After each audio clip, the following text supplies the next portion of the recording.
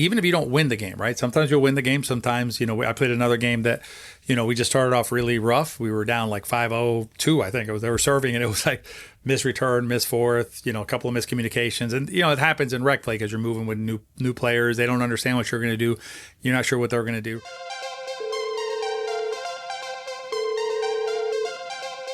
Hello and welcome to Pickleball Therapy, the podcast dedicated to your pickleball improvement. My name is Tony Roig. I'm the host of this weekly podcast. It's a pleasure to be with you. This week, we're going to cover a pretty dense topic, but I think it's a topic that merits some conversation because it'll help us with how we interpret information when we play and when our results come in. It's just another step in our learning process of how to think about our results and our performance when we play. And in the riff, I'm going to share with you a story that happened today in a game this morning that I played that plays along with that, and it gives you basically like a war story that applies to kind of how we think about our performance when we play. As we dive into it, if you've listened to the podcast for any amount of time, you've probably heard me refer to the term therapist before. That is a term that applies to pickleball players who have committed to their growth in the sport and the mental side of the sport, right? Who listen to the podcast on a fairly regular basis. It doesn't have to be every single week, but on a fairly regular basis, and who try and help other players find their own path, right? Or find a way to move forward with the mental part of the game. And so we're going to be reaching out to you if you're already a therapist with some new like a get together and some ideas that we have. And if you're not yet a therapist and want to be a therapist or want to know more about it, send me an email at tony@betterpickleball.com. Put therapist in the subject line, please. That'll help me hone in on what it's about. And then I will send you some additional information, or myself or the team. Someone will send you some additional information about becoming a therapist, and then you can make an informed decision as to whether it's something you want to do. Two other pieces of housekeeping. One is that if you're listening to this podcast near its publication, we have our strategy clinic coming up next week. So if you want to check that out, you can go to betterpickleball.com and check that out.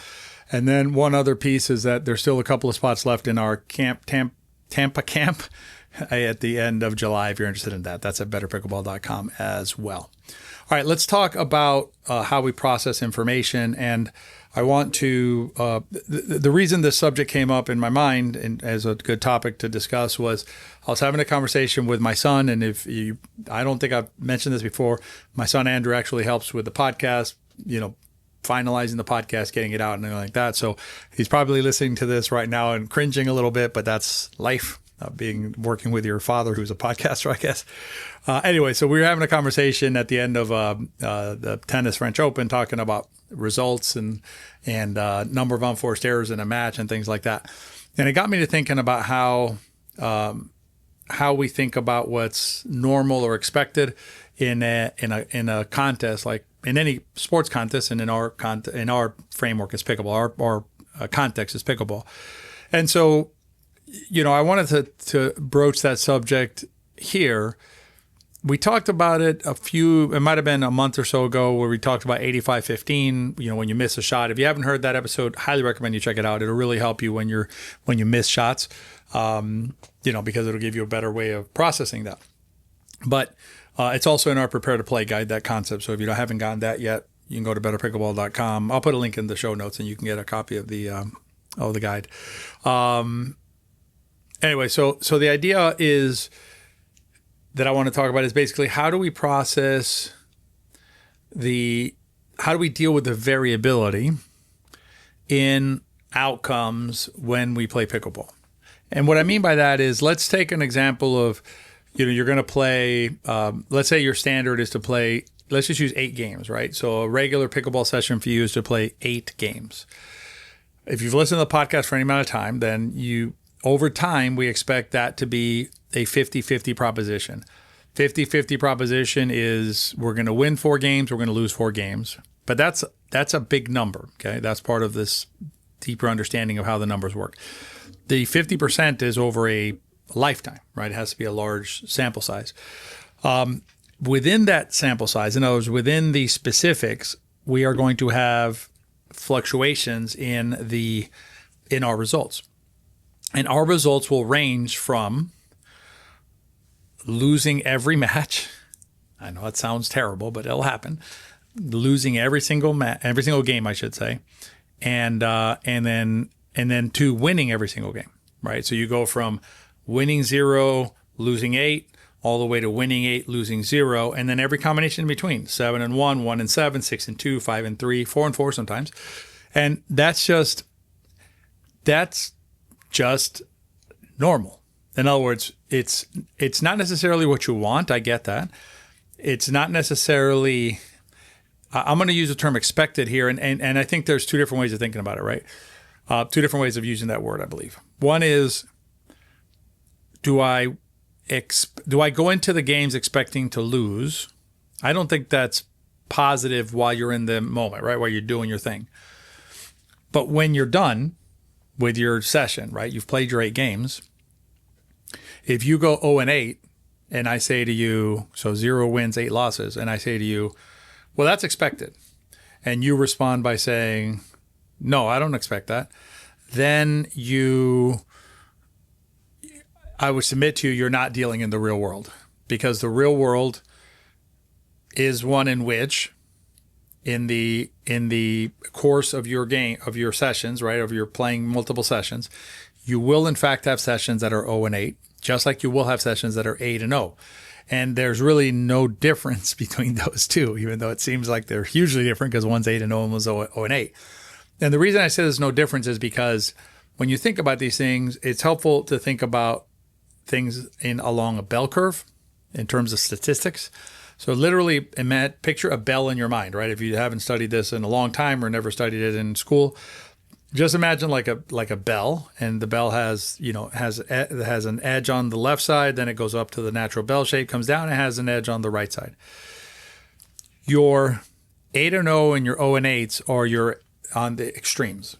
So those are the least likely things to happen. Does not mean that they're not normal and normal to happen, but they're the least likely ones to happen. They're going to be the like, you're probably not going to spend your pickleball career playing a bunch of 8-0 sessions and a bunch of 0-8 sessions and then averaging 4-4. It's more likely that you're going to spend more time in the 5-3, 3-5, 6-2, 2-6. Those are going to be more common than the 8-0, 0-8, and also more common than the 7-1, 1-7, right? So that's the next one in. And then right in the middle of your bell curve is 4-4, right? And so basically you think about, you can understand that those aren't going to be common, but that does not mean that they're not expected. And I think the reason this is important is because when it invariably happens to you that you lose all of your games in a session, you should not leave that session feeling bad about the session, because you understand that it is expected. And this is where the term expected comes to help you now, right? I'm not going into the games expecting to lose all my games that day, or I'm not beginning the day, right? But when I'm looking backward, when I'm looking, in my rearview mirror, so to speak, to the day, I understand, as a reasonable, sentient human being with a mind, that an 0-8 day is not only possible, it's expected at some point. And so when I'm feeling upset about going 0-8 or going 1-7 or even 2-6 or any number, right? Then I go, okay, but I expect that. And I understand that that's part of the deal when I go out and play pickleball at level. And so we have this tool available to us whenever we have a session that we our gut reaction, our instinctual reaction is to feel bad about, right? Because we lost more than we won. Because if you think about it, you never have a problem when you win more than you lose, right? When you go 8-0, that's divine justice. That's the way the world is supposed to be. It's supposed to be 8-0, or 7-1, right? But it's never supposed to be 1-7. It's never supposed to be 0-8. And what's interesting is if you think it through, right? For you to go 8-0, chances are that somebody went 0-8 or 1-7 or something like that. So somebody else is on the other end of that stick when you're 8-0 or 8-0. And so understanding that it's part and parcel of the game that you love and the game that you play, I think will help reduce some of the angst that can creep in whenever we have those sessions. So keep that in mind, and have that in your back pocket. So when you invariably have those situations, and so now I want to talk about the Riff, and the Riff is a game that happened this morning, where it was a really good game, very at level in a group. We were playing in a mixed group, mixing around. This was a really tough match, tough game, I should say. And me and my partner were down 6-10. I kept on. If you are coached by us at the Better Pickleball team, then you know that one of the things that we preach on the mechanical pillar is never let the net beat you. Clear the net, give yourself margins. At like 8-6 them or something like that, I was all about skimming the net, and sure enough, backhand and forehand dinks both into the net. I'm just like, what is going on? So I was not happy with those shots, right? But I understood that there's still game to play, right? And this is thinking about it within a game now, right? I understand that inside of a game, there are good moments and there are moments that I wish were better, right? If I had everything perfect, then I would never make mistakes, right? But we understanding that there's going to be ups and downs, what you do is you just keep pushing forward, right? And so we sided them out at 10-6. Then we served. I don't think we scored any points. They sided us out. We sided them out again. I believe that time we scored a couple of points, got it to 8. Then they sided us out again. Then we sided them out again. And then we ended up winning 12-10, right? I think we ran 4 points at that stage. And the key is, right, our opponents had some, over the course of the game, they had some really spectacular shots. They had some boneheaded shots. We had some spectacular shots. We had some boneheaded shots. But if you understand that these ups and downs are perfectly natural, including, not making good decisions on my dinks there where I was trying to do too much from bad situations, and just allowing the game to continue to flow,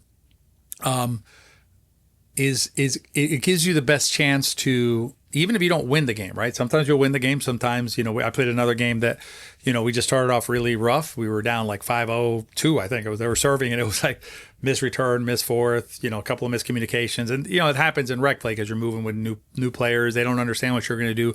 You're not sure what they're going to do. So we're down 5-0. And we ended up losing that game 12-10. And I think we had at least one game point at 10-9. I think we got to 10-9. But it's the same. Those games are exactly the same. Right? One, we won 12-10. One, we lost 12-10. But they both had their ups and downs, right? Their natural progressions. The key is just to stay in the moment as best you can, right? Stay in the next rally, drop the prior rally. I'll tell you that today I also saw a couple of instances of carryover, right? Where a shot was missed and all of a sudden it was carrying over into the next shot and the next shot. So what's one mistake, which can happen, is going to happen to everybody, becomes, instead of 1 point, becomes 3 points or 2 points. So just something else to think about that I saw today. But in the the message I want you to understand, big picture from what we talked about today, is understanding the natural the spread, right, of results, big picture, right? So 0-8, 8-0, 7-1, 1-7. That's big picture about your session. And then within the game, understanding that within the game, there's also going to be the ups and downs. There's going to be the boneheaded shots you're going to hit and also select. There's going to be mechanical errors you're going to make. And there's also going to be that on the other side. And the better you're able to simply stay in the rally, stay in the next shot you have to hit, you give yourself the best chance of having the most success in that game, whether you win or lose that game. So that's this week's podcast. I hope you enjoyed it. I know we went a little bit deep on the math and that, but I really do think that, the better that we can process our information, the better that we can understand the data that our brain's trying to process, the more the better, the more empowered we are to positively engage with that information and not let it drag us down. If you enjoyed this week's podcast, please consider rating and reviewing it. I did not have time to check the reviews before recording this one this week. I will check it next week. I know we haven't had a few in a minute on Apple the last time I looked. So if you have a minute, again, appreciate it. It's not just, I like reading it. Sure, I'm a human being, but It also helps us reach other players who, just like you, may benefit from this type of content, but may not see it without the algorithm feeding it to them. And ratings and reviews are important in that regard. And as always, please consider sharing it with your friends, because remember, if you enjoy the podcast, they probably will too. I hope you have a great week, and I will see you next week on the next episode of Pickleball Therapy. Be well.